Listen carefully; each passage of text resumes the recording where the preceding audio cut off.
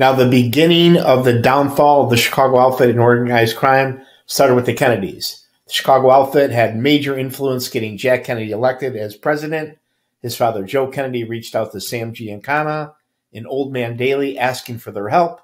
Once Kennedy got elected, he double-crossed the mob. He hires his brother Bobby as attorney general, and Bobby aggressively puts all the major mob bosses away. Eventually, both brothers get killed. Now, the outfit was doomed shortly after Momo, Sam Giancana, took over the reins. Tony Accardo warned him to keep his head down, keep a low profile. What does he do? The exact opposite. He starts showboating with all those Hollywood people, creating a lot of attention, pissing off FBI agents. And then years later, he's cooking sausage and peppers for a friend. Somebody comes in and puts 7 shots into his face, neck, and even his mouth, killing him. Now, with any Fortune 500 company, business, sporting a team, you need good leadership. This guy here would have been a great leader for a long time for the Chicago outfit. Jimmy Turk Torello. My father fought with him in Korea at the Chosin Reservoir. My dad said Jimmy was the toughest Marine in the whole battalion.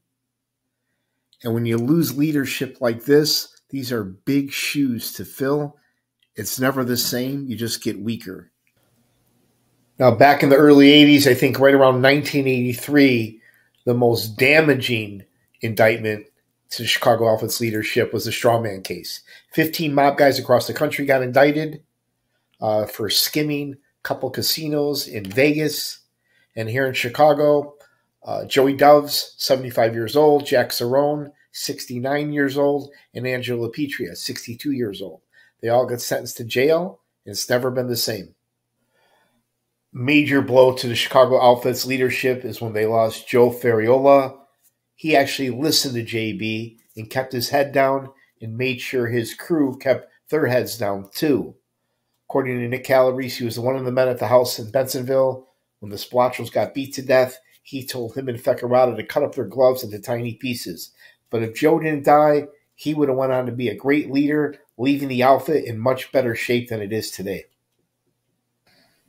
Great photo of here of Joey Lombardo walking in the Dirksen Federal Building with a lit cigarette.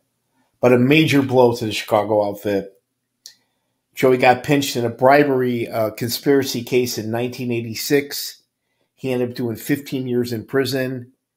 And during that time, a lot went down. He lost a lot of his power. He lost a lot of his crew. He even got shelved for a little while. Came out, basically retired, only to be indicted again at the Family Secrets trial. Now, in the 25-plus major federal trials I've been to, 2 things are apparent. Without the government's surveillance, tap phone lines, recordings, and their government informants, snitches, rats, they would never be able to even build a case against some of these mob guys. How the jury finds some of these informants credible, I'll never know. My very first trial in the early 90s was the Gus Alex trial. And Gus Alex, unfortunately, was found guilty for accepting payments from Lenny Patrick's violent extortion crew. Lenny Patrick lied on the stand. Somehow the jury found him credible and helped put Gussie away. But when they put Gus Alex away, the outfit lost all their political power with senators, politicians, aldermen, judges, and police. Now, the government will cut a deal with the devil for a conviction. Speaking of devils, I seen this lowlife here, Lenny Patrick. He testified against Chicago outfit boss Sam Carlisi in the early 90s. And then he also testified against Gus Alex, one of the most powerful men in the history of the Chicago outfit. He admitted to robbing over 100 banks, killing over 12 people, one of the nastiest men ever, and the jury believed him. This one guy, a corrupt cop, a crooked lawyer, a degenerate gambler, brought down the entire first ward of the Chicago outfit. That took away all the mob's power. Guys like Pat Marcy, Alderman Fred Rohde, John DiArco, Harry Alleman, Butchie, and some of the Wild Bunch guys. Cooley actually wore a wire on these guys, convicting them, sending them all to jail. Operation Gambap destroyed all the Chicago outfit's political connections. For example, the First Ward, Alderman Fred Rohde, Pat Marcy, they controlled the entire city, anywhere from bribing judges to fixing murder cases to zoning regulations to handing out city jobs to their family and friends, sweetheart contracts. Once they lost that, it was over. Now, the leadership went to Rocky and Felice right after Joe Fariola passed away, as well as Sam Carlisi. And the government indicted Rocky and Felice's crew. They called it the Good Ship Lollipop Trial. And this was a major blow to the Chicago outfit. Top guys like Rocky and Felice, Louis Marino, Sally D, Bobby Bellavia, and Bobby Salerno all went to prison based on B.J. Jehoda's testimony. Now, in the 80s and 90s, the government put away the top brass, the top Chicago outfit bosses. In the early 90s, the second trial I ever went to was the Sam Carlisi trial. Number one boss of Chicago outfit. He had his underboss, Little Jimmy Marcello, his right-hand man, Tony Zizzo, and Anthony the Hatch Chiaramonte, and several other outfit associates. This was a major blow to the Chicago outfit in the 90s. Now, you cannot run an organized crime family without a corrupt police department. They go hand in hand. Here's top chief of police, mob cop Bill Hanhart, and him and several other Chicago police officers, and Paulie Shiro and several Chicago outfit guys were running a multi-million-dollar gambling operation. Once Hanhart went down, it was a domino effect for the rest of our mob cops. Now, if we're talking about the downfall of the Chicago outfit, we have to talk about Tony Spilotro. He was given tremendous responsibility and an amazing opportunity, sent out to Vegas to oversee the outfit's operations out west.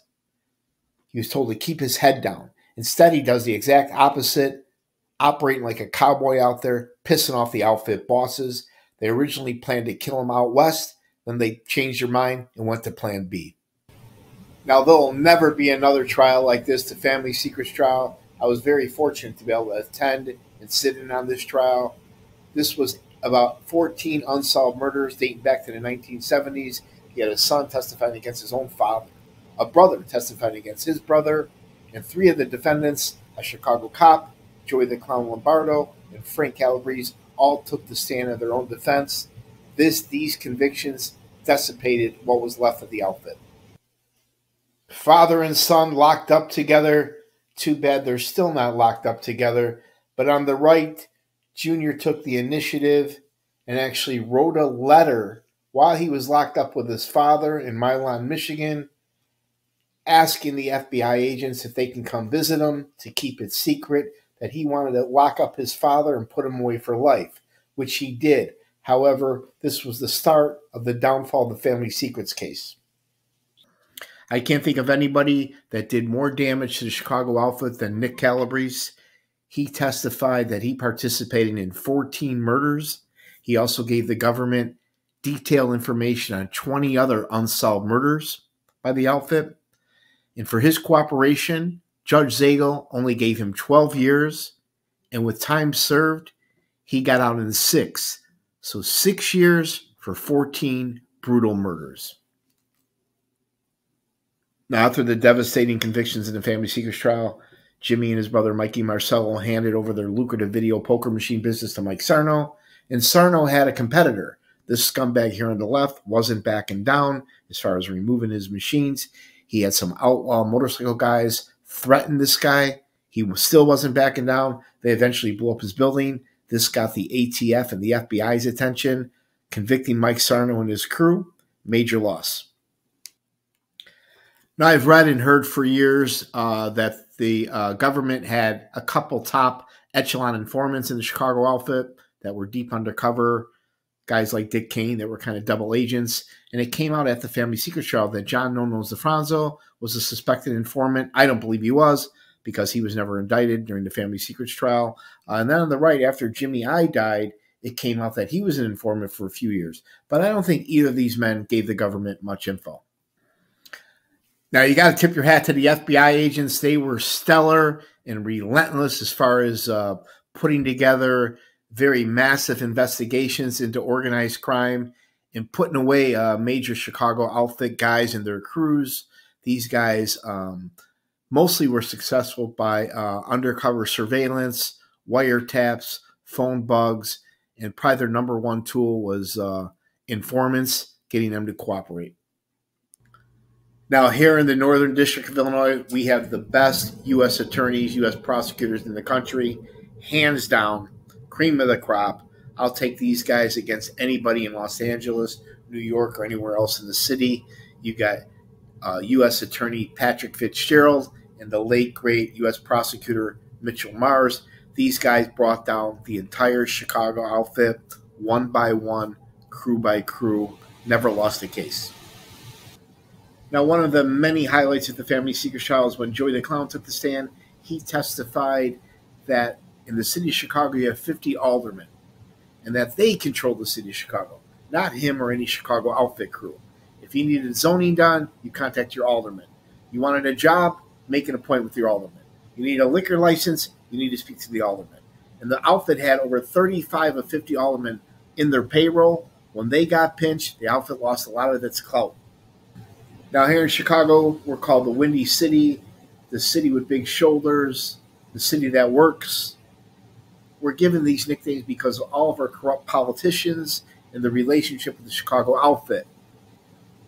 And when Alderman Ed Burke was good friends with the Chicago outfit heavyweights for years, and Fast Eddie Verdoliak got indicted, the Chicago outfit lost a lot of their clout. But these guys had a great run for many years.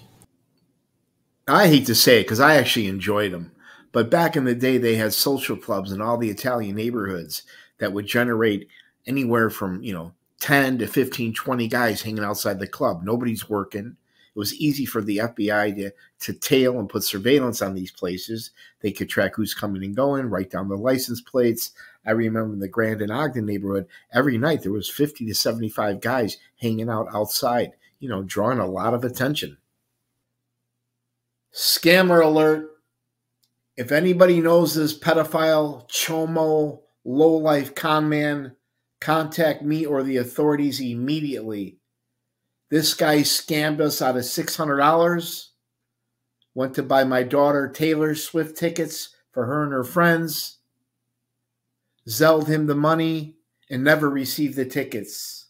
There's a warrant out for his arrest as we speak. Complete lowlife.